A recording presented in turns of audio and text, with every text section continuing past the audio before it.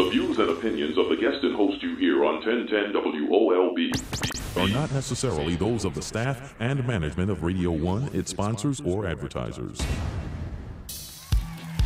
It's done unto you as you believe. It's done unto you as you believe.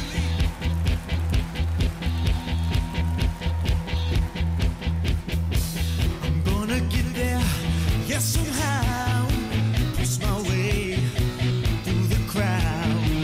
I'm gonna grab you by the hand to a place we will stand. Stand proud, no fear. It's clear, I believe in you.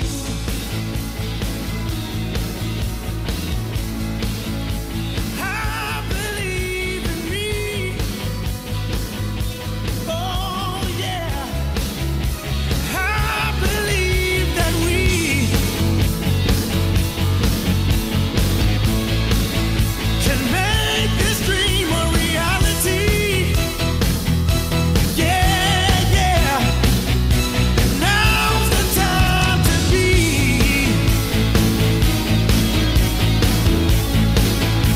Now's the time for miracles. Oh, it's in my heart so deep. 'Cause I believe. Yes, I believe in you, you believe in me, and I believe that we can make our dreams a reality. Welcome to Patrick Henderson's Meet the People here in the Kathy Hughes studio of WOLB 1010 Baltimore. God bless each and every one of you. Thank you for joining us today. We're so excited to be here on this beautiful, beautiful day. A little windy, but that's all right. We're going to take it what we can get, and as long as it ain't snow, I'm good. And I hope you are too. I'm scared of ice, but please. Four-letter word. Yes, we go. Yeah, I know it's a bad four-letter word. Used to be a good word because it would supposedly kill all the germs and stuff. But with this climate change thing, we could get 90-degree weather in January. So we do the best we can. And plus, my garden ain't poor. I tell you, it's suffering because it don't get to freeze like it needs. But that's another story. God bless you, each and every one of you. Please welcome my co-host, the brilliant brother and old soldier. That's been on the battlefield for a long time. How old is he? Old enough to know what he's doing. That's what it is. Please welcome Mr. Lil Burrows Jr. Good morning, sir. Good morning, everybody, and praise the Lord, and pass the ammunition for justice, decency, and fair play. And that's what we finna do up in here. So don't you go nowhere. Don't you touch that dial. As I also introduce Mr. James C. Morant, who is I tell you, God has really blessed us and blessed this city with these minds, these sound minds. And we're thankful for them to be a part of Patrick Henderson's Meet the People, because that's what we're here to do, is to meet you, to talk to you, to listen to your questions, and to offer solutions. And you offer your solutions. That's what we're about. Please welcome Mr. James C. Morant. Welcome, Jimmy. Good morning, Baltimore. Good morning, Patrick. Good morning, sir, to you. He bought me, y'all know I love ties, and he bought me a bag of his older ties that he no longer wears. And I started taking them out and matching them to what I got on. He went, So what do y'all call them here? We call them Indian givers in Texas. No take-backs. Yeah, no take-backs. That's what I think Jason had a word for it. And please welcome also Mr. Richard Terry, a brilliant mind, a brilliant man who's also been on the battlefield for a long time. He's been a college professor, wrote the policy for the police department, has done incredible things, and we're honored to have him also as one of our co-anchors. Good morning, sir. How are you? Sir, I'm just an average, ordinary individual, but good morning to all. A brilliant individual. Morning, well, we're thankful for you and welcome as usual. And I cannot forget, and so happy to have him in the room with us today. It's not rare. He came on with me, I guess, over a year ago as a producer for the show, and he wanted to get up in Radio 1 and start working, and now he is a gainful employee of the Radio 1 family, of Media One. So that means we don't get to see him very much. We're honored today that Jason is sitting in the room with us. Please welcome Mr. Jason Rodriguez. How are you? Good morning, Amen. family. Just want to remind everyone we are now streaming live on Periscope, YouTube, Facebook Live. You can get to see our guests, our co-hosts, as well as Patrick Henderson in all of his glory this morning. All right, thank you. The glory of the Lord is upon all of us because he has endowed us this morning with the air and oxygen to breathe, that we might rise from our slumber and come into his presence, which is the earth, on this beautiful day. This morning, as I was praying, as saying my morning prayers, I said, Lord, what would you have me to do? What would you have us to do today? And so from now on, I am going to start the show with a prayer. I want to pray for the city of Baltimore. If you're somewhere, you're not driving, if you want to lay your hands on the radio, where we can all with one accord set our minds and our hearts to receive the love of God that is upon us. Oh God, our Father, Lord, we bless you for this day. We thank you for another opportunity to get up and just get about our day and to enjoy this life that you've given us, sometimes so more abundantly than we even realize. We thank you for the opportunity to share here on this radio station. We thank you for the opportunity to care and to let people know we care. Lord, bless every caller, bless every listener, touch their heart, Lord, give them a peace that passes all understanding, oh God, so that they might go about their lives, oh God, and realize that you made each and every one of us. We are your design, and we are better when we love one another, because those are your commandments. We thank you for this time together. In thy Son, Jesus Christ's name, I pray. Amen. Amen. Amen. Amen. Amen. All right, we've got a great show planned for you today. First of all, as many of you know, last week we had a young man on the show,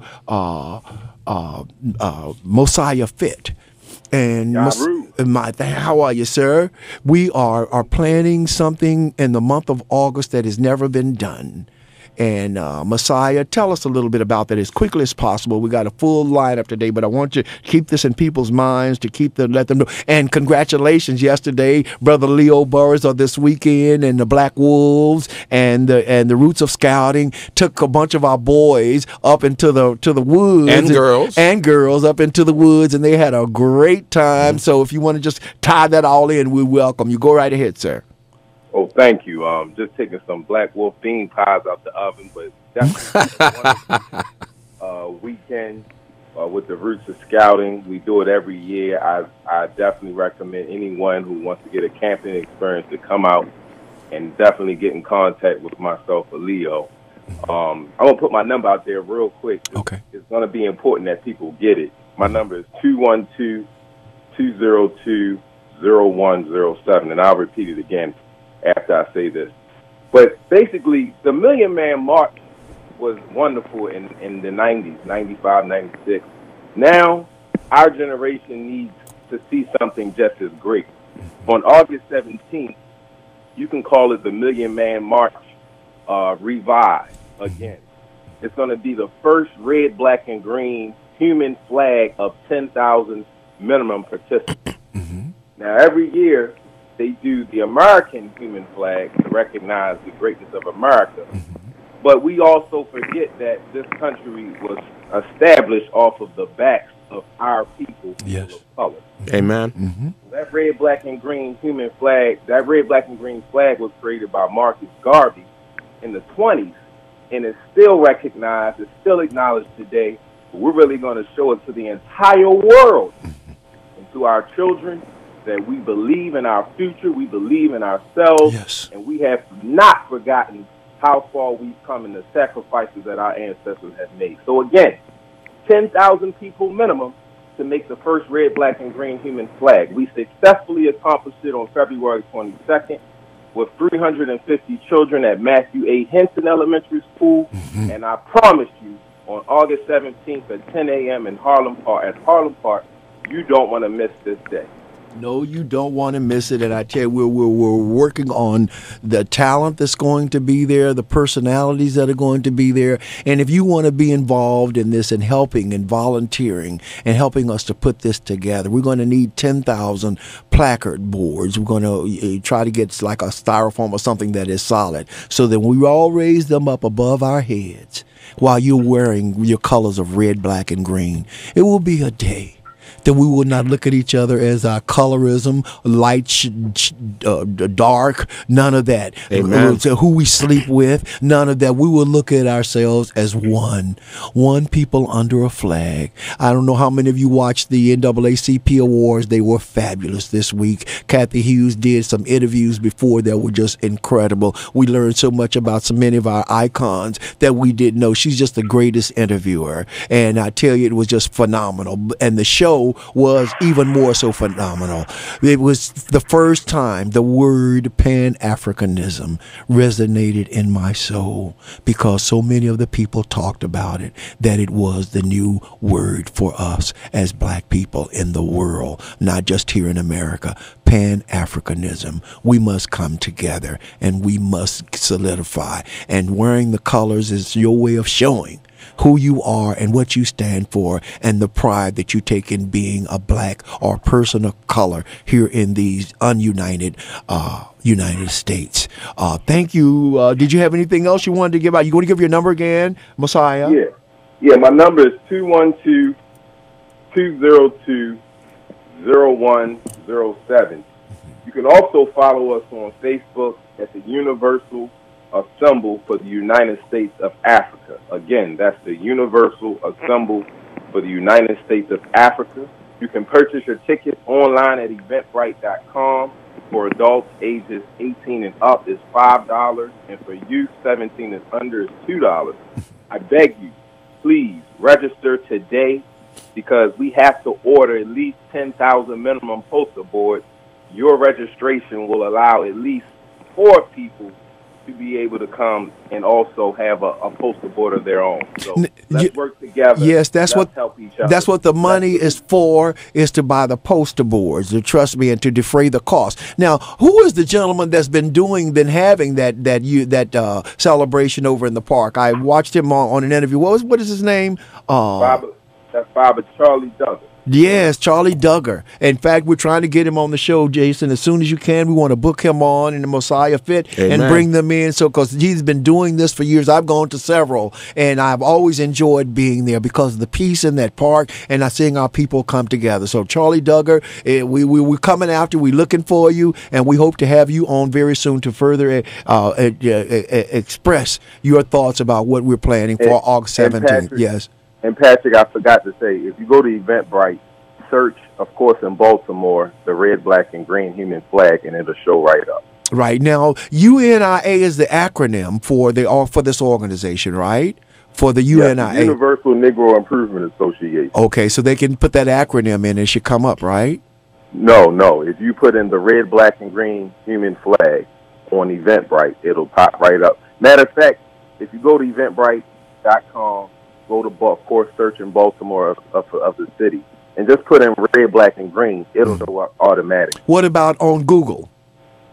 Google, I haven't tried that, but I know go to directly to eventbrite.com, and it'll show right up. All right, very good. Thank you so much for what you're doing and your staff there. Great organization. Just me and Leo are on it. There are so many people in the community that you know and you don't know that are working towards this, because we believe this could be one of the greatest unifying forces since the Million Man March for our people. So we wish you all and wish us Godspeed on this, but we're going to get involved, Baltimore. Yes. And don't buy a ticket and not show up. Right. Unless you're in the hospital or dead, you should show up August the 17th. It's as plain as that. We're talking about unity. We're talking about the necessity of finding common ground and the patience and the love that we must have for each other. Yes. Which means you got to show up. Yes. You've got to prioritize this thing and not dismiss it as cavalierly as something. Well, I might and I might not. If you're in town, you're in the city, you're in Maryland, wherever, show up and follow up on your commitment. Let's take it seriously. Yes, let's take it seriously. Now, this in the month of August, and in the numerology, the number 8 is the number of new beginnings. Let us come together and show unity and unification in our physical, in our mental, and in our spiritual existence as a people. Thank you so much, Messiah. Have a blessed day. Aru. All right, let's see here. We're gonna now Now, we missing one of our anchors here, and everybody's going, anybody talk to him? And everybody looking at each other, but he's never far away. Doc Cheatham, how are you today, sir? How you doing? Not well. I apologize for my absence. I was a character witness for a trial this morning that didn't let out until quarter after 11, so I'm not going to be able to be with you, but I wanted to personally apologize. Wow. Unfortunately, my best friend got convicted years ago for a double homicide, and we tried to get him out, and we were not successful today. Wow. So, sorry I'm not going to be able to with you guys. I'll be able to listen. I pray that y'all do great. Just don't do too good without me so I can get invited back. Well, wait a minute. We got you for a minute now. We need to know what's happening with the HBCUs. We've noted an unbelievable silence about what's happening. Can you give us any information on that? Yes, the reason why it's silent right now, because legally it has to be. They're in mediation. They have until the 30th of this month to do what the 3 judges required of them, and that was to settle the case. So we at T-minus 29 days and counting. Okay. But basically, they cannot discuss what's going on with the case. We did have to cancel our day in Annapolis, and that was due to the funeral of the former governor. Hughes. So right now, it's in a prayerful mode that the 2 parties will come to an agreement, and the case won't have to go back to appeals. That is, not only we're going to pray for that, but we want everybody in the city. If you believe in prayer, and I don't believe in magic, I believe that faith without works is dead. And we've got the captain here who has been leading this battle for years. And not only are we praying for you, we know you just lost your mommy, and so we know that you're dealing with a lot right now. And look at him, here he is still out there trying to help a friend. So we honor you, Doc. We love you. We pray for your strength and your safety. And we want you to know that we are not only with you, but we are there. Presently, and we want the people in the city to know that this is so important. This is so important that we have a place for our children to go that is within our culture, that they will learn who they are and become the greats that they have flowing through their bloodstreams. So thank you so much, Doc. We appreciate you. Thank you. Have a good show, and I'll be listening. All right. Thank you. God bless you. God bless. All right. I see you, Will, Hannah. I see you, Bubby. I want you all to hold on. 410-481-1010. 410-481-1010. To give you an idea of what we're going to talk about today, first of all, we wanted to talk about the debacle, excuse my language, of our mayor presently, what she's going through and what the city is being put through because of maybe some bad judgments on her part. As many of you know, she's been hospitalized with pneumonia, and she got out recently. And she lives next door to me, so I saw a lot of people at her house on yesterday. So hopefully she's feeling better. But she did a news conference that people thought she looked gaunt. In other words, my mommy said she looked picket. So in our community, she didn't look well was the word, and a lot of people say that she should not have done that, and they faulted her staff for letting her do it when she didn't look well, and they thought she should have been more on her feet for such an important announcement on her part, or declination of what she's being charged with. And I posed the question, why would her staff let her do that? And that, I've heard many times that the mayor doesn't listen to people. And some people came on and said, well, it's true, she doesn't listen, but that she's surrounded by a bunch of, and this is not me saying, this is quote, a bunch of white boys from the county who are misleading her, and she doesn't listen to them either, but she's not listening to the right people, and she's having some serious errors of judgment. And this is causing her great problems in that election is coming up in 2020, and she's being maligned in ways that are reminiscent of Sheila Dixon. The people I'm talking to are going, but that was money that she took from our children. And you remember that was one of the main things that kept Sheila from really, really winning again, was because people said that she took money and she took things from our children. So, gentlemen, the table is open. What are your feelings on this, Mr. Moran? What are your thoughts? I don't want your feelings. I want your thoughts. My thoughts are that she can't make any more mistakes. I think she's already committed grievous errors. This is a mayor that had promise, and this is a mayor that, from all appearances, during the election process, she would have been a good mayor. It would have been great. What has happened is she's made a number of tactical mistakes. I often say you need real people in the room when you're going to make decisions. And so she's done a couple of things which establish her as, in my view, an imperious mayor. One that all things flow from her to her, and she makes the decision, and then that's it. So now we have a situation where she's made two tactical errors. One was with the selection of the police commissioner, Fitzgerald, and then that whole controversy. And then the selection of Harrison also has promise, but the entire selection process was insular. It didn't. Insular meaning? Meaning she kept it to herself. It was self-contained. No counsel. And at least citizens' councils were not welcomed, it would appear. Because, James, legally, that's the way the system is. Sure. She has every right to. I understand all that, but that created an impression about her. Now we move forward to this Healthy Holly situation, and we see self-dealing. We see members of a board who are receiving, if not actual monies, they're receiving some kind of compensation. And the appearance of a conflict of interest is just as bad as having the conflict of interest.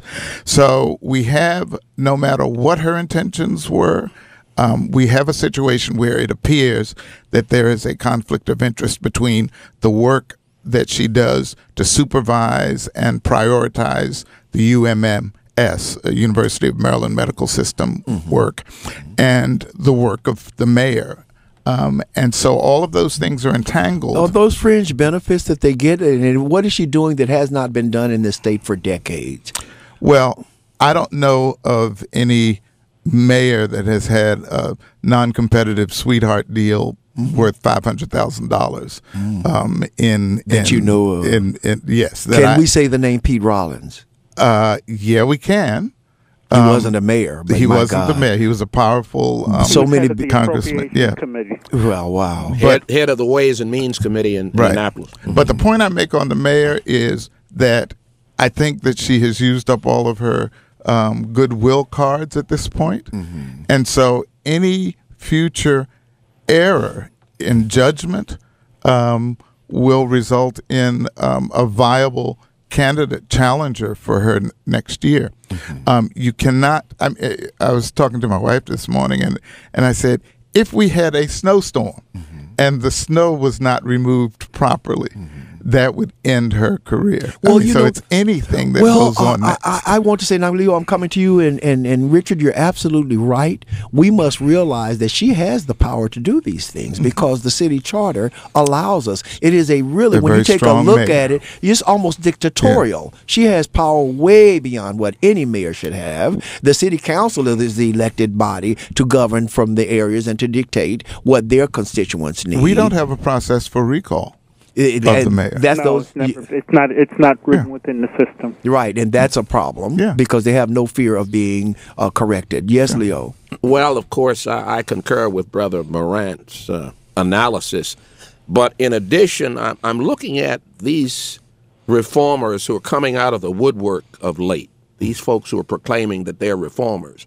Included in this number are Mike Bush, the Speaker of the House of Delegates in Annapolis, Mike Miller, Ike and Mikey. Mike Miller, the president of the state senate.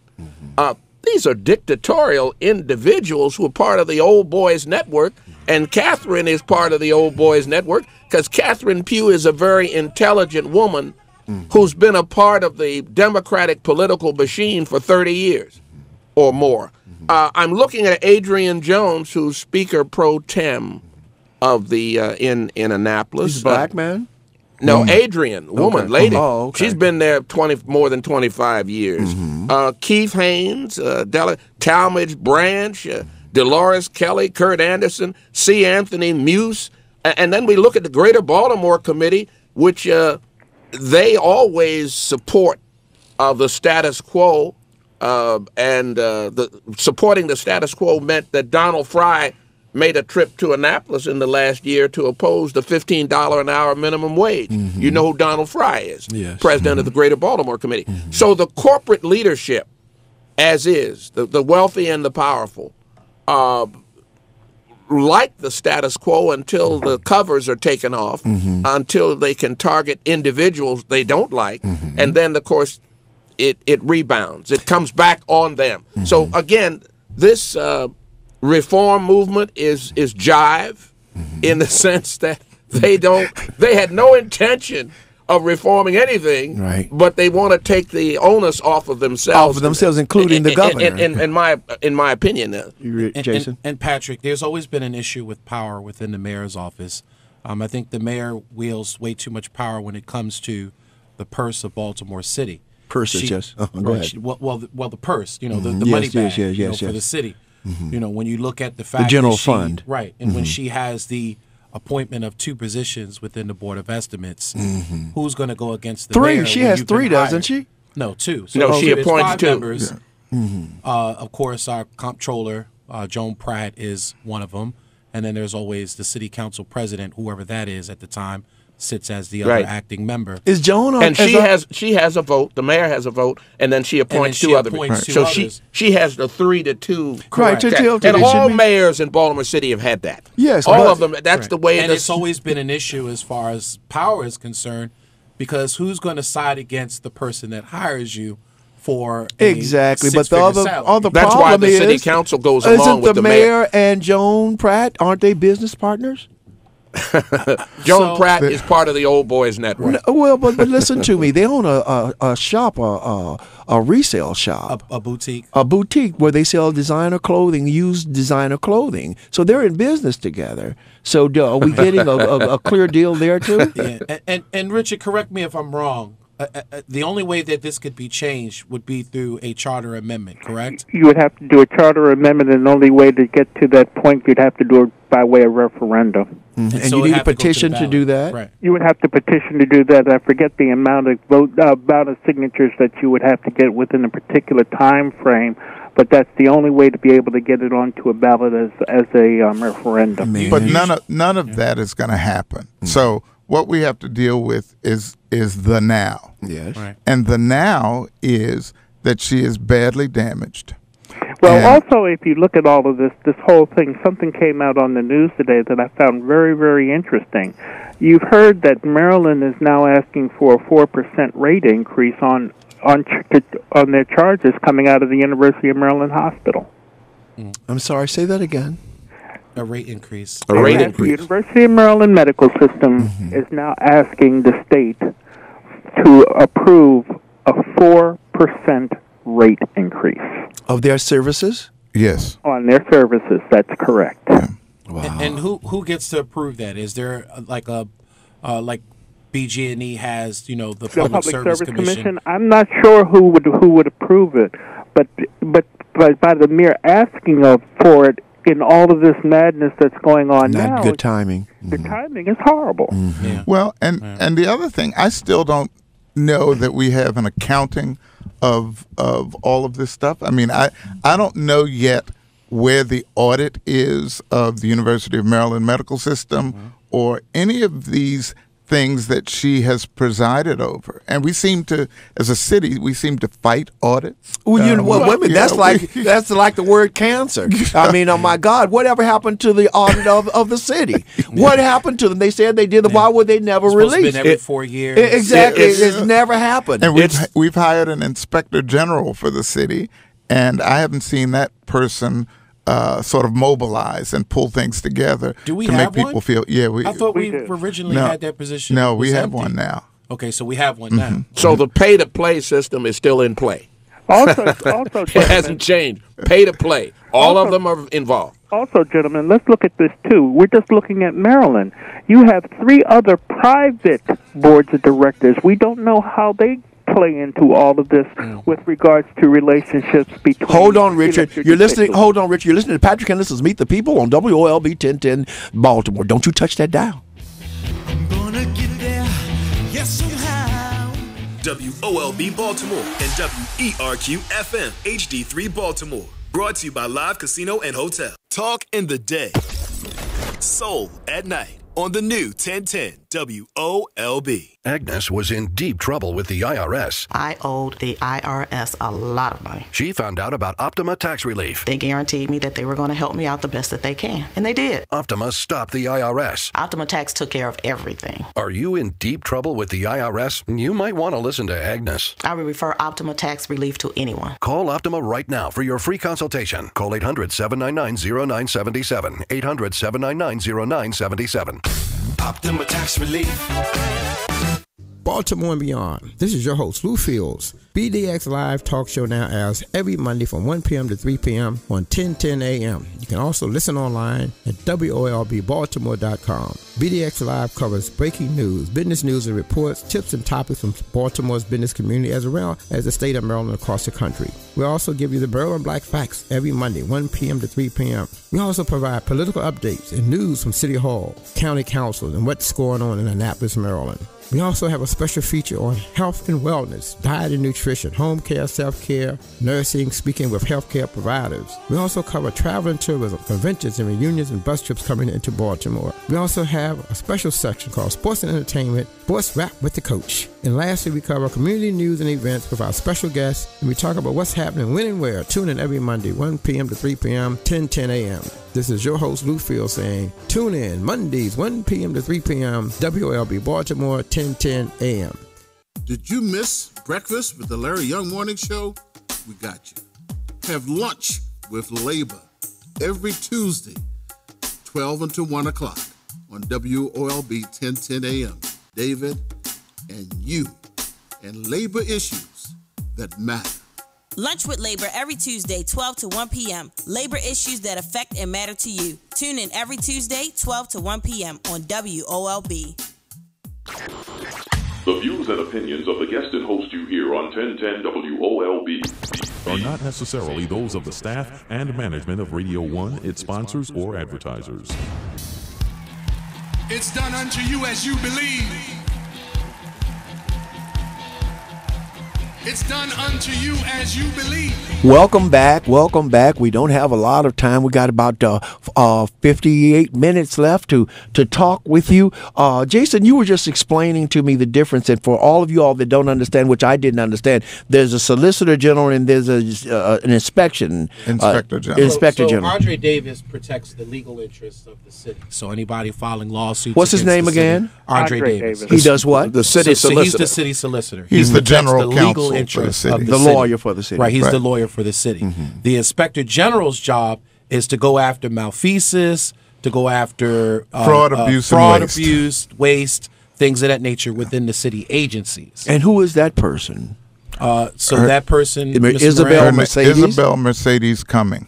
She's awfully quiet. I've never heard her name before. But remember, they're constrained by who appoints them. Correct. I mean, they keep talking about these people, what they're going to do. They're not going to do anything if they're appointed by a political leader who they owe an allegiance to. Their job. Right. Their job. They're not going to ruffle that up. Right. They're not going to rock the boat. Right. And again, I just don't see any substantive changes in the way in which we look at unethical conduct vis-a-vis that of illegal conduct. In other words, the actions of the mayor may have been unethical, there's a conflict of interest, but is it illegal under existing Maryland statutes? And the answer to that, Leo, is no. No, they're not. But Richard, and everybody knows that, including these reformer jive turkeys. I'm going to say again, Mike Mueller, the president of the state senate, they named the office building after this jive turkey. The Mueller Senate office building. He knows about it. He's an architect of this injustice in our state. But Richard, you say there's no necessarily legal implications here, but my question, and we had this conversation when we was in break, the mayor appointed actually several contracts to UMIS, one being a $100,000 public safety initiative. Also, she awarded a 10-year contract to be able to maintain and manage the hospital signs. I didn't know they had an erection company that managed signs and did highway signs and traffic signs. I didn't know they had a department that did that. At UMIS. I didn't either. That's at UMIS. Oh, I didn't know not UMIS. And that's something that should have been. We were having a conversation. Should have been out collective bargaining. Should have been out collective bidding. There should have been requests for proposals issued on those. Correct. So is this breaking news you're just giving? Well, no, I never this heard is that actually before. information that was shared by the Sun. Okay. And which also, when I was looking at the Sun was sharing these contracts that were awarded as a sitting mayor who sits on the board for UMIS, I was asking the question, well, she also sat on the health committee as a state senator. So what legislation may have come through her desk that may have been in favor of UMIS that technically should have, she should have accused herself recused. Recused herself. See, that's where we get into the differences between ethical and criminal. Now, if we have a conflict of interest, that's more ethical than it is criminal. You follow what I'm saying? And until the annotated code of Maryland says that such actions are criminal, you really can't go that route. However, this is where the state prosecutor comes in. State prosecutor. The state prosecutor. And who is that? They've got a new one. The old one retired. And the gentleman and the investigator who who has asked for a complaint to be issued to the mayor with regards to this issue. This is the same investigator who went after Sheila Dixon as well as Dallas. He's retired now, but he's still bringing charges. But he still has enough, I guess, credibility to even instigate such matters. And yes, to incite. And this is who everybody is asking to conduct an investigation and to look at this additionally, correct, Richard? And again, we get to the point of appearances. If there is an appearance of a conflict of interest, that's just as bad as having the conflict itself, and that's where we are. It's not a conflict of interest, but it's massive improprieties. That's it. All right. Listen, we want to close all out on this because we want to keep moving. Thank you all for your input here. Will Hanna, I see you here. How are you, Will? Good morning. You're listening to Patrick Henderson's Meet the People. All the lines are filled, but keep trying to call 410-481-1010. Come quickly, Will, and I want you to know that we don't want to talk about Park Heights today. We're planning a special show for you. We're planning a first show for you and George and Sister Israel. We want all three major players there, so we're planning. So I don't want to take up time doing it. All right, I wasn't calling for that either. All right, great. Go ahead. But I'm glad you're doing that as well. Yes, sir. But I think the situation, we look at the situation that we put our kids in, right? I don't know if y'all touched on this about all the kids that were running downtown and we haven't known county, right? And all of this stuff. But I said, I had to think about this, and I said, when you tell kids they can't go to the mall, and when you tell them and when you don't give them a rec center to go to, and you give them bad schools, and you have them in deplorable conditions in their neighborhoods, right? What do we expect from our children? What are we supposed to expect from them? If this is what we give them, this is what we tell them. Because now, I said this when they came up with the situation about the kids can't go to the mall. I said, wait a minute, that used to be our one getaway from the neighborhood. That is white folks too. Yeah, it was out From one their year away from it. neighborhoods. Now the kids can't go to the mall. Right. And so what else are we going to strip away from these kids and expect them to be built up and expect something else from them when this is what we do to them? Well, you know what? I think that the thing that concerns me is that that's their only place of respite. So why would they go there and fight? That's They're unsupervised. It's there. And they're going to have some I gangs. think the point is, we can never acknowledge and condone bad behavior. No. We can never do that. Right. The thing is where else? I mean, not to go there and fight, but where this was, and then the situation that happened at East Point was like that was something that was done by the school. There was a school event that they were having there. But I'm talking about what happened over the weekend in downtown Baltimore. Yeah, I know. What is that all about? Thank you. You know, and it's insane that we constantly persecute our children. Where do we show these children love? Always blame the children. That's it. And then now to understand. Well, thank you, Will, so much. We'll be in touch with you. Every child reports to somebody. Well, hopefully. And it's the somebody that we need to worry about. That's the big problem. But some of them don't report to nobody because their parents ain't trying to raise them, didn't intend to have them, and don't care nothing about them. That's the biggest problem. But they still report to somebody, Hopefully. some parents, leader. Well, the parents care about them if they run out of weed. Ooh. So you done stop preaching and going to meddling now. Bubby, welcome to Patrick Henderson's Meet the People. You have a question or comment? How are you? Yes, I'm doing well. Thank you so much. Great show. Thank On you. Saturday, on the 1300 block of Curry Street, the new Bethlehem Baptist Church rededicated their brand new church. They paid $1,300,000 to renovate it due to a fire they had in 2016.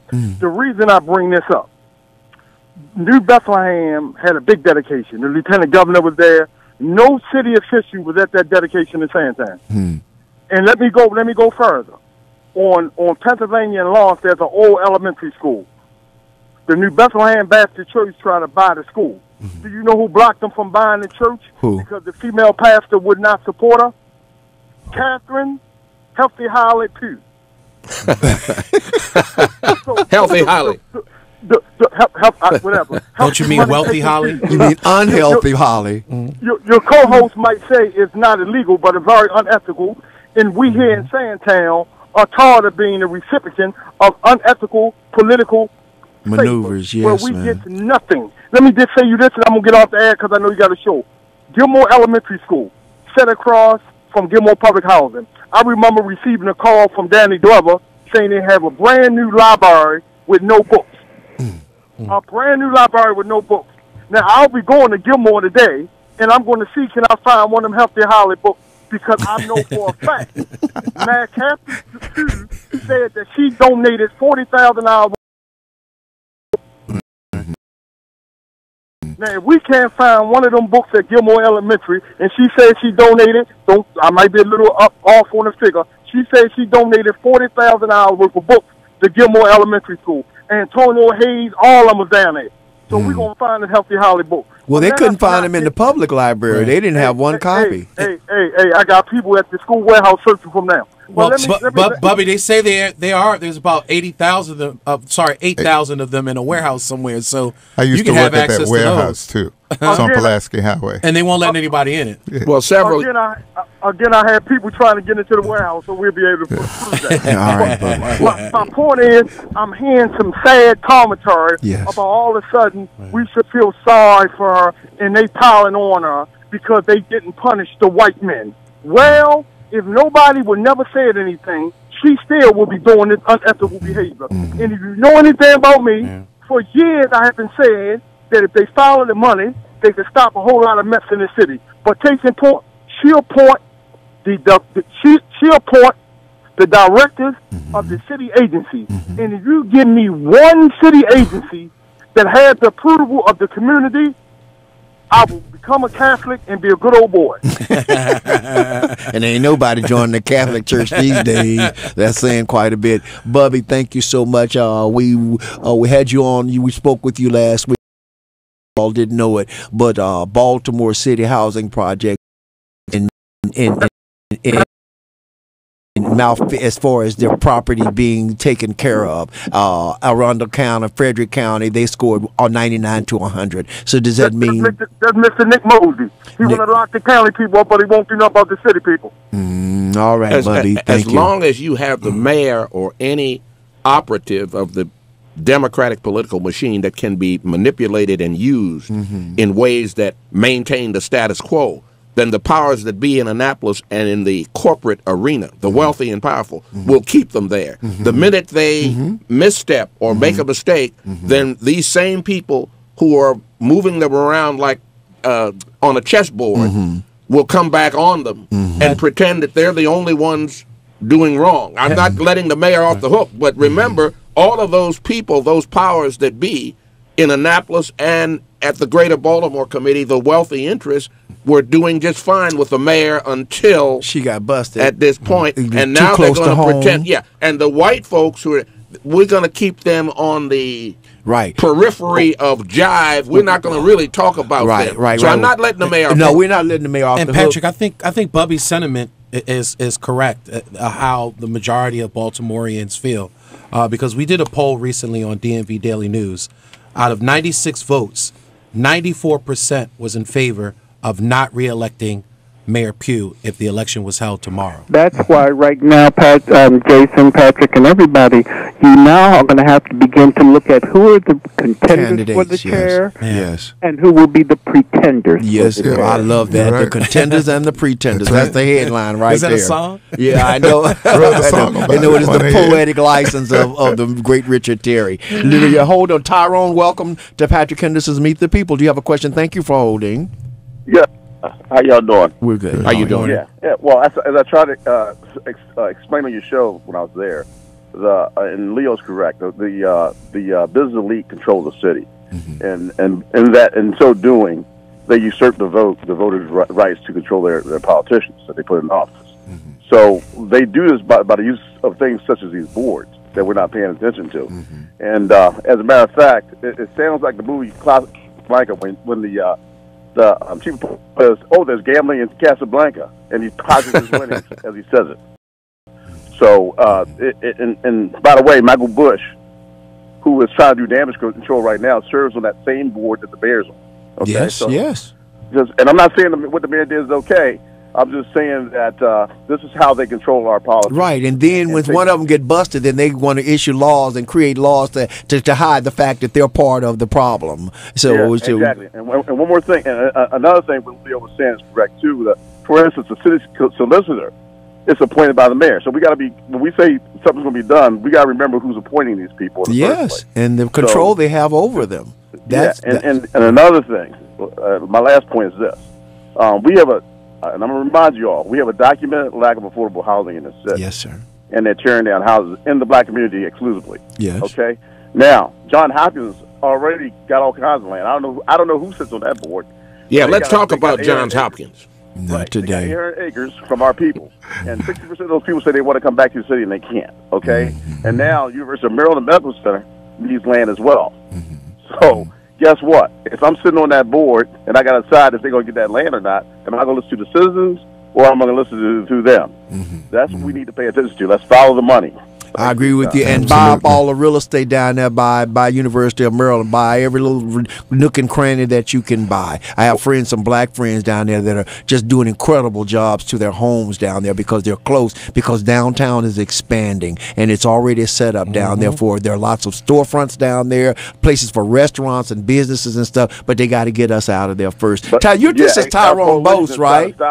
That's who it is. It's Tyrone Boast, yes. Tyrone Boast. Our coalition is trying to stop that. We're trying to reclaim this land for our people and at reasonable rates to affordable rates. Yes, sir. And use black contractors to do the work. And I know it. And he's also got a program in there where he's training young people in the process of doing all of this to do the work. Thank you so much, Tyrone, for all of you. And to keep that up, look at Sinai. Sinai wants to get their hands on that land around where Pimlico is. Yeah, you got Sinai up in Park Heights. You have Maryland University around the west side of the city, and you have John Hopkins on the east side. Yeah, they're taking over. They're all consuming the land like locusts. Exactly. 410-481-1010. Now, I'm going to take one more call in reference to this. I see many. There you holding. Miss Smitty, I see you. But we're going to talk to Manny right now. Manny, you got a question, a comment? Welcome to Patrick Henderson's Meet the People. And thank you for holding. Yeah, great show. We're on the edge of a precipice. We as Baltimoreans on the edge of a precipice. We're going over that cliff. These politicians, we always think that it's light at the end of the tunnel, but it's a train coming at us, man. But it's what? We lost you there. You say it's not a light at the end of the tunnel. What is it? It's a train coming at us. Oh. Train. I'm glad I asked you what you said. Yes, sir, I agree. Yeah. We don't have any leadership in Baltimore. Politicians, the president, the commissioner, the school system, we have no leadership. Leaders, good leaders wins wars. Great leaders avoid them. Great leaders avoid wars. Every time we think we're getting ahead, we're going back. Yes. And it's our own people that's doing this to us. That's in the politics. One thing in politics that I've learned, you're going to lie, you steal. I used to tell my kids, that was my mama said, my daddy. You lie, you will steal. And I'm going to add one to you'll kill. You'll kill. That's I was what getting my ready to mother add used it to say. said. Yes, yes. You're going to do one or the other, You're either going to lie to me or you're going to steal from me. Or kill you if I can't get away with them too. Yes, go ahead. And one thing about leadership, man, you got to look at the situation, identify the problem, and map out a strategy. You have to do that in chronological order, man. Yes, yes. These politicians don't know how to be leaders. We don't have no leaders in police commissioners, politics. Hello? Leaders, man. You going in and out, Manny. We're starting to lose you. Yeah, we're losing you, Manny. I'm sorry. You great points. We're going to go to 410-481-1010. You all please call in. We're going to go. I want to talk about the sad day for our city. Judge sentences our ex-police chief, the one that we thought was going to do a fantastic job. They clipped him his wings before he could even fly. Smitty, welcome to Patrick Henderson's Meet the People. You have a question or comment? How are you today, sir? Yes. I'm doing fine. I hope everybody else on the panel is doing fine as well. One of the things I want to talk about is this police commissioner before he even let it get on his desk to look into what had takes place out there on Pimlico. He didn't do that. He automatically went on the other side of the police department. So it looks like we're getting the same old stuff reheated again. What incident are you speaking of at Pimlico? I said that was coming. What incident? Right. What incident are you speaking? Oh, okay. I'm speaking about the incident where they shot the man. Okay. The man had said that he had a gun and he wanted them to leave from in front of his premises. And they ended up finding out some information that he had previously had been in an altercation with him, and probably they alleged that one police officer had gotten shot a long time ago. They didn't send the SWAT team. If they send the SWAT team out, the SWAT team done no research on trying to hold off to see if they could get a family member or somebody SWAT team, okay. From the police department to speak with the gentleman to try to see if we can get the no, they never defused them. Corrine the young lady that was shot in the house. Smitty, you talking about Mr. Kevin Mason. That's right, Mr. Mason. That's who I'm talking about. Yeah. I think that's an atrocity, and we're going right back to the same old policing that we've been seeing from year to year. The same old thing where they've been taking our lives and not giving any thought about actual policing to try to save anything. No, because they know they're going to get away with it. And as long as they can operate from that principle or from that stance, then they're going to keep doing the same thing they're doing all over America. And I was talking to Leo on the way here. We are living in a police state in the state of Maryland. We all don't even realize how bad it is. How do you explain that there are 1.3 million people in Montgomery County? They only got 72 speed cameras and red lights. And in Baltimore, we're bordering on 300 or 400. How do you on a population of 650,000? This is not only predatory, but it is discriminatory, because if you drive up to Loyola, if you drive up Cold Spring Lane, you will see the discrepancy or the disparity between how the white neighborhoods have those cameras and the black communities. But we're not going to go there. I wanted to get on DeSousa, gets 10 months in prison for tax fraud. Former commissioner. Just a quickie, and that is that with regard to the death of Kevin Mason, who I thought was a victim of police brutality and murder in Park Heights, I would suggest that you send your letters, your emails to Judge John Bradar. Judge Bradar is the the judge overseeing the consent decree here. His office is on Lombard Street here in Baltimore. Let the judge know that you feel that the actions of Michael Harrison, the police commissioner in this instance, violates the letter and spirit of the consent decree. That's all I want to say right now. I mean, you got to go after them from jump. Yeah, jump. Yeah, Patrick, I don't think you've really kind of looked into this story yet, and I'll try to get you updated after the show. Oh, about the gentleman that was shot? About Kevin Mason. Yeah, no, I did. I know. Did you? So, when you watch the video, you see that they basically incited the situation because they identified him as having a gun. Right. Immediately, that's going to send every police officer into defensive mode. I protected myself. And he had the officer who shot him with a rifle. And I understand Commissioner Harrison gun. coming out and making a statement, but I think he should have waited to make his statement way after. I don't even think he should have really commented on this because it shows that he was siding for the side of law enforcement. It almost seems like he's trying to win over the camaraderie of his peers. Patrick, yes. Here's my whole thing on this. If you remember, come quickly, young. In last December, I tried to modify the annotated code. Yes, you did. To say that in instances where there is a death, where a law enforcement officer is either the victim or is alleged to have called, they need outside investigators. As it is in New York City. Yes. But our beloved Baltimore, the city delegation of the Legislative Black Caucus, they forgot all about it or ignored it. They ignored it. I think there was only one person. Was it Jill Carter that represented some of those verbiage that you hope to enter? She was the only one that even acknowledged, even though she didn't give you credit for it. That's correct. Okay. All right, so we trying, man. That's all we can do is try, but we need you all to join us, and because he's absolutely right. When a killing is involved with the police, it should no longer be an inside job or an inside resolution to it. There should be brought in an outside force. Agree with you 100%. Smitty, thank you. Okay, thanks a lot. All right, bye-bye. Fred, welcome to Patrick Henderson's Meet the People. Is this Uncle Fred? Yeah, how y'all doing? You the first cousin I talked to all day. What's going on, buddy? I don't know, man. I tell you, this police thing is really amazing. Yeah, it is sad, isn't What it? happened to our Citizen Review Board? Ask the mayor. Fred, you don't want to know the answer to that question. Yes, you because do. They have now, in essence, co-opted it. It's now under the total control of the city solicitor. And outrageous. Outrageous. Well, you know why that is, right? Yeah, we know why you think it is. When they first put it together, they should have made it an independent review board. Well, that's what it is. That's what it was. No, it's not. That's what it was intended to be. Okay. That's what it was intended to do, and that's what C4 tried to do when he introduced the bill in 1999. Well, we're talking about what happened. Changed it then. We're talking about what happened recently when they put it in place. Well, no, when it's they put it in place, when they moved it out from under the office of, and moved the entire Office of Civil Rights in August. No, it's July or August of last year. They moved it totally under the city solicitor's office. Yeah, I know. The mayor. But if they had set it up from the beginning, like the one is, I think it's in Pittsburgh, it's completely independent of the police department.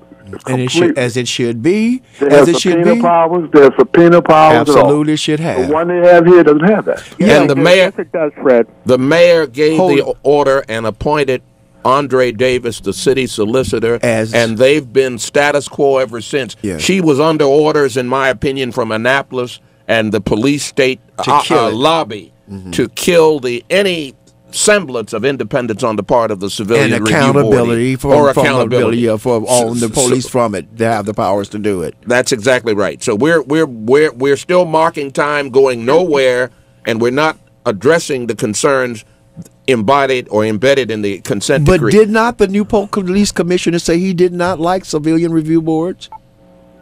I didn't hear him say that. Yeah, I don't remember that. But they have a civilian review board in Louisiana. Well, I hope he didn't, but I thought I read that. But, if I could have a quick touch on the mayor, you think those people that gave her that $1 million sent put a check back? No, tell us about it quickly. Well, they said she had $1 million in a war chest. Yeah. So wouldn't you think the people that gave her that money would say, hey, send me my money back? Well, that was start with John Hopkins. They gave her $16,000. Did they ask for their money back? Well, I predict she'll be out by Friday. Really? She'll probably shut down by Friday. Well, I mean, where's she going to go? There's no place for her to go. She's too arrogant to do that. No. She's not going to. She's not going to go anywhere. She's not going to resign, you gentlemen? I can't imagine. I doubt it too. No. I can't imagine. There's no reason for her to. There's no recall provision, so she can stay there, even though she would be damaged. She can stay there.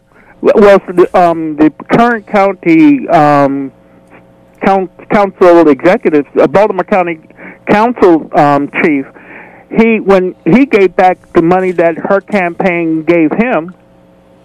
Yeah, Johnny O. He did give back $1,000. $1,000, right?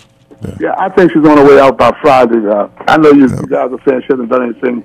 We said that. No, I didn't say that. I just said there are no provisions to get her out to recall. Well, so if there are no provisions, then she's not going to go on her own. If the big boys tell her she got to go to get this thing off the front page, plus they got to get ready for the next election. See, you figure out they already have somebody in mind for the next election. They don't care about that. The fix is in. You know, Patrick. You know, speaking of the Civilian Review Board, when I look at it, I really feel that we've been duped in the process. That's right. Because when you look at it, the original office of the Civil Rights Office for Baltimore City had one task and one duty. When they kind of built the agency, they added wage enforcement and disability enforcement. So now the agency has a multiple set of responsibilities with the same budget still. Yeah, no, that was it went from Alvin Gilliard, then there was a woman who ran it in the interim, and then Jill Carter came in after her. Right. And then they removed Jill, didn't they? Right, but Jill wasn't responsible for the consolidation of those agencies that used to be separate agencies, wage and labor enforcement, disability enforcement. She wasn't responsible for that. Cat and Jill went up the hill to get a pail of water. Yeah. Jack fell down and broke so you his weaken crown. an agency because Jill the came sole tumbling responsibility of originally the Civil Rights Office was to fight these type of discriminatory practices. But now you overwhelm them because now you're dealing with ADA issues, adults with disabilities. You're dealing with wage enforcement, which is a very big issue in Baltimore City. Yes. You know. What about Baltimore City's senator skeptical of the new city police bill? We ain't had time to talk about that. But this would literally give the state, the only city in the state of Maryland whose police department is managed by the state, is Baltimore City. And we are paying a high price for that. Thank you, Uncle Fred. We are paying a high price for that. And one of the main ways you can see it is all these damn speed cameras and stuff in our city. Do y'all know that 44 cents of every dollar goes to the state police department? Did y'all know that? So they here collecting money on us. They killing us here in the city, and then we can't even sue them for killing us or hurting or maiming us because of the mayor and the city solicitor. And at the same time, we're paying these people to take our hard-earned money, putting cameras up in areas where the school zone, and having the camera work 24 hours a day when there's no school going on. What are we, fools? What are we doing here? How are we allowing these people to do this to us? It is predatory and it is discriminatory, and I will keep repeating it until something happens, until our city council stands up and says, this is wrong, this is predatory. We have been preaching, I have been trying to get the city to understand the need to employ a commuter tax. And every time I bring the subject up, oh, we can't do our neighbors like that. They don't care about us. The county could care less about us. They come in here, they clog our freeways, they create potholes in our city, and we get no money from it. If you charge, there are 50,000 cars that come in here every day. If you charge each car $2 a month for a year, that would be money into the city coffers that would help us, and we could get off the backs of the people and allow our people to start live without feeling as though we're being predated on by the people that we elect to govern us. The job of the city solicitor is to obstruct justice. Well, in my opinion, that's the role he's been playing. And he's playing it rather well. We're not getting things done. We're not bringing about reform. They're maintaining the status quo with the involvement of the mayor and with the involvement of the Democratic political machine. let alone the Republicans who are smiling and clapping and saying, keep on doing what you're doing, because we're not moving. Because There's no intent to move. Because of the unique arrangement, the city council sometimes runs into roadblocks when attempting to make changes to laws that govern city police. For instance, when the city council attempted in 2014 to require officers to wear body cameras, the city solicitor's offices called the legislation illegal and argued city council members had no authority over a state agency. Now, did you see the insanity of that? Here's the problem, and this is where, remember I told you that there's a part of the public and local laws for Baltimore City that are created by the General Assembly, and the main section is Section 16, which covers the entire Baltimore Police Department. If you change that particular section, and I've already figured out how to revamp that entire section, that would revamp the entire department from top to bottom. Yeah, well, yeah, as usual, you're right, Richard. But you know what? I don't know what we've got to do. You know, they keep painting us in a corner. We have people who lack the guts to do what's right. Say that again. Lack the guts or the courage of any convictions. But how do we make them? Johnson told. Because, unfortunately, Patrick, and you're going to hate what I'm about to say, is we are living under the tyranny of a political majority. As long as you have a one-system party that runs everything and they're happy with the way things are going, nothing will ever change. Oh, yes, well, it changed. Well, you know what I would say? All we got to do is vote. But what we got to do is find the right candidate. And we've talked about the need to find who's the heir apparent if the mayor resigns. But we ain't going on that right now. I want to talk about the sad day in our city. Pat, real quick, as far as that bill is concerned, I think that bill is dead and gone.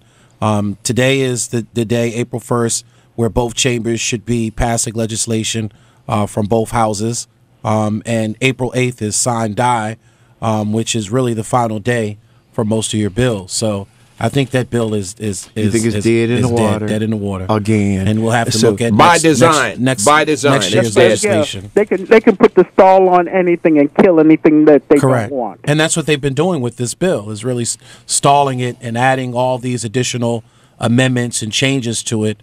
And what I've been told by many politicians, that usually when they start adding all these amendments and start putting all these fluff into the bill. Well, tell me this. We are not automatically suspect when the city solicitor tells the people that it is against the law to put body cameras, when the Supreme Court has ruled that it is a first right amendment for people to not only take pictures of them, but that the police can wear them to protect themselves. So so doesn't that raise red flags for people? He's gone. I think it was, what's his name, before Andre Davis. What was his name? The one who was trying to have racist.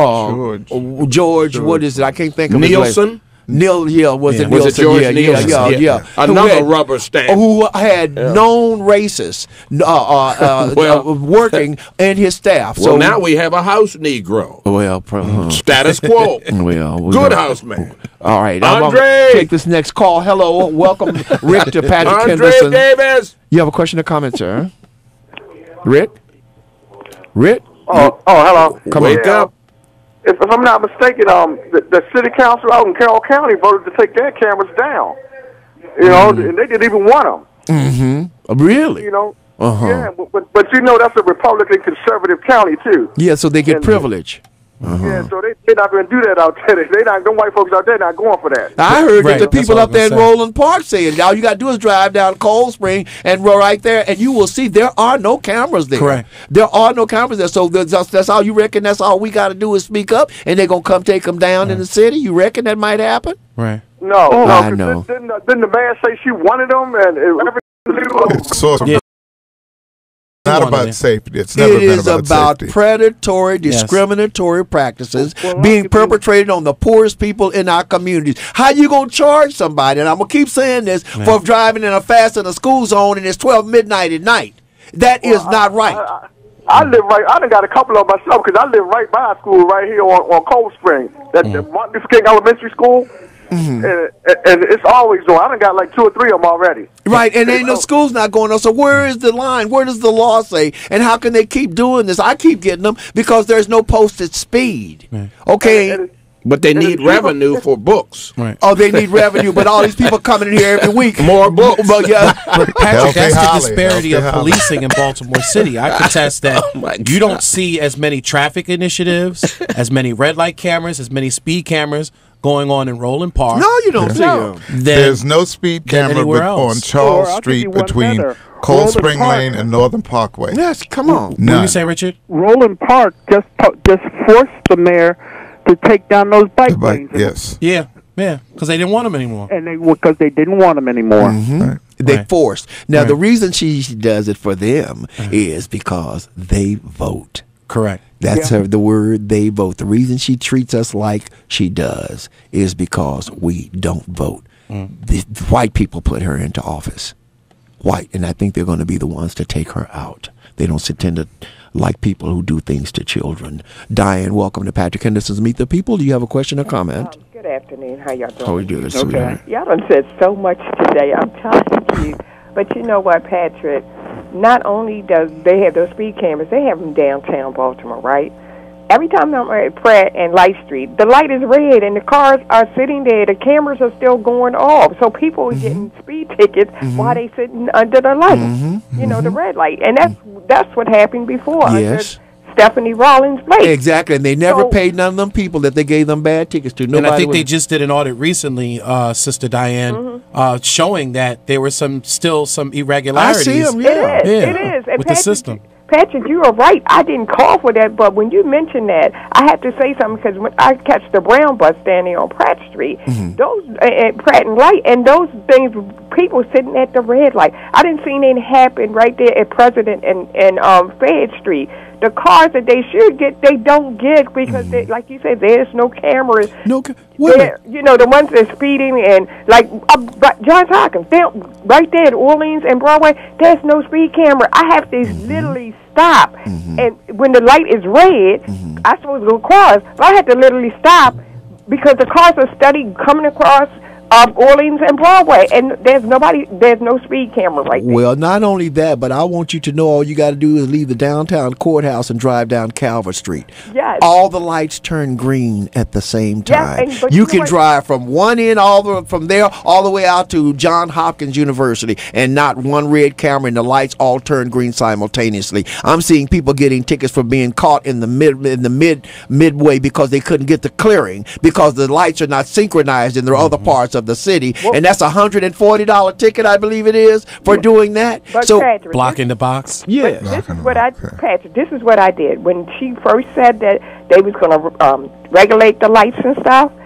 I wrote her an email because as soon as she said that, they started blocking the lights up here at Broadway and Fayette. And I said, Mayor Pugh, I said, you said that everything was going to be corrected. I said, we never had this problem before. I said, all of a sudden, the lights is red when it's supposed to be green. And I said, people are getting caught in there. And I said, that's not fair. It's a trap. Guess what? When I sent her that email, the next 2 days, it was back to where it was supposed to be. But I did wrote her the email. I sent her email. And, you know, it's like we got to constantly fight and, you know, fight for everything in this city. And everything is being taken. And, like, you know, everybody's talking about that board that she's on. Mike Miller's on that board. Yeah. Mike Bush, all of them on there. They're not the only boards they're on. I want to know how many of them on that board of Hopkins. That's what I want to know. Nobody's talking about Hopkins and Sinai. Nah, right, exactly. And Sinai, because I feel that if you're doing business with Baltimore or the state of Maryland, you shouldn't be on no kind of board. Because you're influencing them, and you're allowing them to take stuff away from people that really need it. You know, the money is not being equally spread. They've been doing it for years. You're giving them favors. I know it's been done for years. Many years. Especially when you're a legislator. It's been done for decades. When are the people going to say enough is enough and stop draining us? Because that's what they're literally draining the black folks in Baltimore. I agree 100%. Thank you so much. Especially when you're a legislator and you're dealing with appropriating money for UMIS. And they get money from the state. Yes, a sad day in our city. Judge sentences ex-chief. DeSousa gets 10 months in prison for tax fraud, saying she wanted to deter other tax-cheating cops. U.S. District Judge Christine Blake sentenced former Police Commissioner DeSousa on Friday to 10 months in prison, federal prison for tax fraud. DeSousa had pleaded guilty to 3 counts, failing to file federal tax returns. He also admitted he deliberately claimed deductions for a house he didn't own, a business he didn't run, and job expenses that he didn't incur. This is a sad day for you. It is also a sad day for our city, Blake told him. Oh, hallelujah. In addition, she handed down 100 hours of community service and 1 year supervised release. DeSousa, 54, is expected to report to prison within 6 weeks. His prison term marks the downfall of a man who was for the police. He had served 30 years with the department and collect his routine pension, but that amount was not immediately known. He appeared in federal court in Baltimore on Friday morning with his 2 attorneys and a crowd of families. Now, what I'm going to say and what Leo is going to say and what many will say, this is an unusual man, because no matter what you think about him, he just broke. Oh, I'm Breaking sorry. news. Breaking news. Kaiser Permanente paid Mayor Pugh $114,000 for her Healthy Holly books. Praise the Lord. Just now.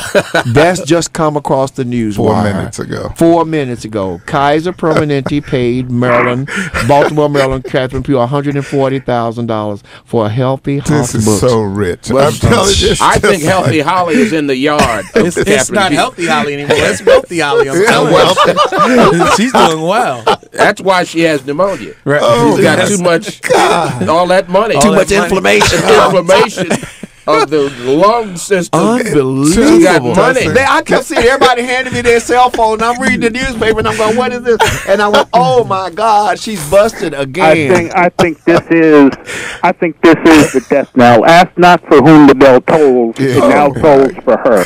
Wow. Okay. But now, with regard to DeSousa, yes, there's been an effort to portray DeSousa as the head of or involved with the gun trace task force. Yes. And I'm saying I want the federal prosecutor, I think his name is Her and others, to come forward with proof that that is the case. We hear a lot of rumors. And the theory was that anybody in the high command in the police department, given the fact that you had a gun trace task force, knew about it.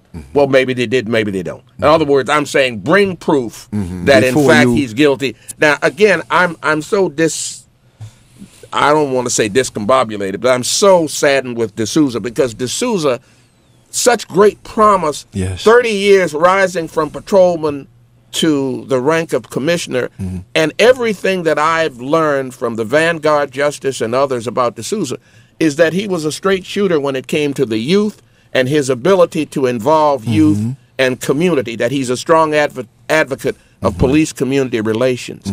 So that it saddens me in this situation.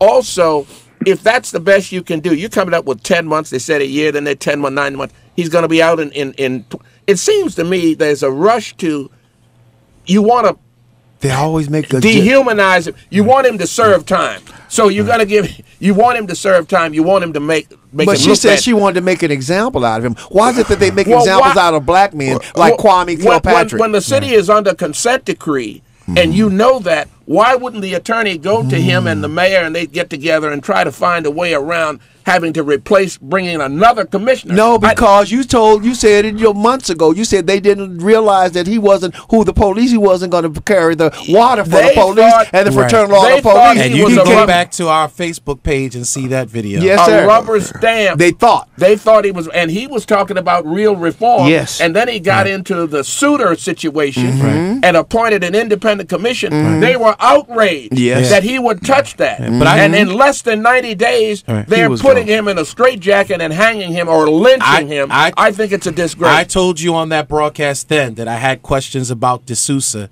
and his connections and his ties with the Gun Trace Task Force and all these other task force that were up there in that northeastern district. Well, I'm just and saying, I was absolutely prove it. Right. Prove it. Well, we know that he had a discussion as far as tax improprieties was concerned. Yeah, but nobody else goes to jail for taxes for 10 months. Let me just say a few things, get this off my chest, and then I'm going to just stop. Okay. DeSousa did a bad thing. Right. He didn't pay his taxes. He didn't do the deductions right, and he's a black guy. Yes. So he was always going to be Manafort. under scrutiny more than anybody else. $60 million Manafort has gotten away with in evading taxes. But then let's get even deeper than that. The Police Commissioner of Baltimore, Ed Norris. Ed Norris. Remember that name. He had the activity. He evaded taxes. He had extramarital affairs. That's right. Where they even sent his chief of staff in to look at the cameras at the Hyatt Regency Hotel and secure those cameras so that his extramarital affairs couldn't be seen. And they did a perp walk for DeSousa. They did underground entrances for Norris. Yeah. And Norris got 4 months less time than DeSousa, and now has a radio show. And went on to be the chief of the police for right, and he went on to be the chief of police for the state troopers. Yeah, that's right. That's right. They elevated. I rest my case. Superintendent of the Maryland State Police. Superintendent, right. Superintendent of the Maryland State Police. Yes, sir. But look at what Kwame Kilpatrick. What did he do? 28 years. 28 years. Yes. Nowhere near the proportion that Manafort did. I don't care what y'all say. They say that the FBI has told us that the Ku Klux Klan now sits at our judges' seat and our police seat. They are everywhere. They wear black robes. Judge Blake, we love you, sweetheart. We blessing you because of what you did for the HBCUs. But you are wrong about this. I'm reading. Well, hold on. Let me see. He said DeSousa. He says his parents had fallen ill in the 90s. He would work his 12-hour shift and drive to New York and visit. His friend Sanders worried about long days and nights. I would say, bro, be careful. You haven't had any sleep, he told the court. DeSousa said his mother had Alzheimer's disease, and DeSousa insisted that they care for her at home. He said, no, we're not going to put my mama away. So he visited evenings and works to help with her care. When his father didn't want to bathe, he came up with it to give baths. He would be in the hospital answering police emails and phone calls while doctors saw his mother or father. He gave his older sister money to stock the refrigerator. He covered the property taxes on his parents' home. He almost lost the house. We almost lost the house, his sister says. I don't know how he did it. The two. DeSousa's sister and two close friends all told the judge. Then the courtroom, they asked for mercy. This is a part what Leo was just saying. This man had a heart for the people. Any man who treats his parents like that is not a monster. I'm gonna pray for him because I want him to come back in this city after this time and get a radio show and work. I want to run for mayor and bring about some changes because he has the ability and the acumen to make that happen with our youth and community. Yes, he's a dedicated public servant. 410-481-1010. We got 10 minutes. Y'all need to get on the line if you want to say something. Get that on. I appreciate you. It is to see the difference in treatment for the same two guys. Yes, Roscoe. Welcome to Patrick Henderson's Meet the People. Do you have a question or comment, sir? Yeah, I have a couple of comments real quickly. Listen, when you finish reading that article, Patrick, about Kaiser Permanente and the mayor, I think you'll find out what's also contained in that Sun article is that Kaiser Permanente did a deal, a big time deal with the city. Yeah. And see, that's what's going to be. That brings this whole situation to light. It shows the impropriety of the mayor and being involved in these kind of deals. It's maybe the straw that broke the camel's back for her. And the other point is this: as far as those traffic red light cameras, doesn't that have to go through the city council? Don't city council representatives have to vote on that? Yes. See, they do? Okay. They do? Yeah, they do. Oh, right, I didn't know that. So it's so pressure should be brought to bear to those city council representatives that have to vote by people that is in opposition, like it sounds like you are, Patrick, to those numerous red light cameras. This got to go through the city council. The city council representatives are the one there to represent their area, their constituency, to represent us. We can't battle the mayor every time issues come up, but that's their job. So we should put pressure, find out how they voted on. Jack Young doesn't have the guts to do that. Man. Jack Young is not going to do it. Thank you, Roscoe, for those valuable information. He's not going to do it. You don't think he has the guts? I don't think he. No. He's Well, in his defense, I complained about speed cameras in my area, which is in the Lochraven Northwood area corridor, and there was a speed camera that listed my speed at 44 miles per hour, and I was stopped at a red light. Lots of them. So I jumped up and down and called his office, Jack Young's office, and he sent a team out to look at that particular area. So if you raise enough hell, it is possible. We too quiet. We too quiet. What Martin Luther King said, a man can't ride your back if it ain't bent. That's right. But Frantz Fanon says, you tell a man, tell a man he got to go through the back door for a long period of time. You don't even have to tell him no more. He still goes to the back door when he can go through the back door, when he don't have to go to the back door. And that is what is happening to us. The psychological effects of enslavement and Jim Crow is still imprinted in our souls and into our beings. You got to get a spine and yell and scream. And family, going back to the breaking news. So again, this is breaking news as of this afternoon from the Baltimore Sun. City health insurer Kaiser Permanente paid Baltimore Mayor Pugh $114,000 for her Healthy Holly book. And what it says here, it says health provider Kaiser Permanente paid Baltimore Mayor Catherine Pugh more than $100,000 to buy 20,000 copies of her Healthy Holly children's book during a period when the company was seeking a lucrative contract to provide health benefits to city employees. Oh my God! Why can't we get some of these executives in jail? I mean, it's not against the law. Shouldn't we be locking up some of these people in corporations? Right now, did Bubby say that she was going to resign Friday? Was it Bubby that said that? Yeah. I think Bubby maybe might have something. You know something? I don't know. She's not going to resign, folks. Go ahead, Richard. I just had a weird idea in my head. That 114,000 from there, 100,000 coming from UMM. If we can't find a book to justify it, and then there was something favorable coming out to those entities, could that be considered bribery?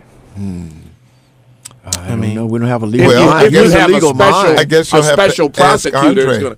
Well, we know what he's going to say. I would say there's definitely ethics issues there, and that's the question that I had, even with her sitting as state senator. Who is the ethics board? Who is over the ethics for the city? Does anyone know? An unethical person. If he works for the state of Maryland, they're unethical. They're part of the status quo. Isn't that sad? We have to say that. This is America. Well, we know this is not a task that the city solicitor would do. So this is not. No, he's another. This would have to be a state issue. This deals with state elections. And that's where the state prosecutor's Correct. office. That would be the state prosecutor's who office. Doesn't really want to do anything about this. This is the middle of the day. This came through on my phone.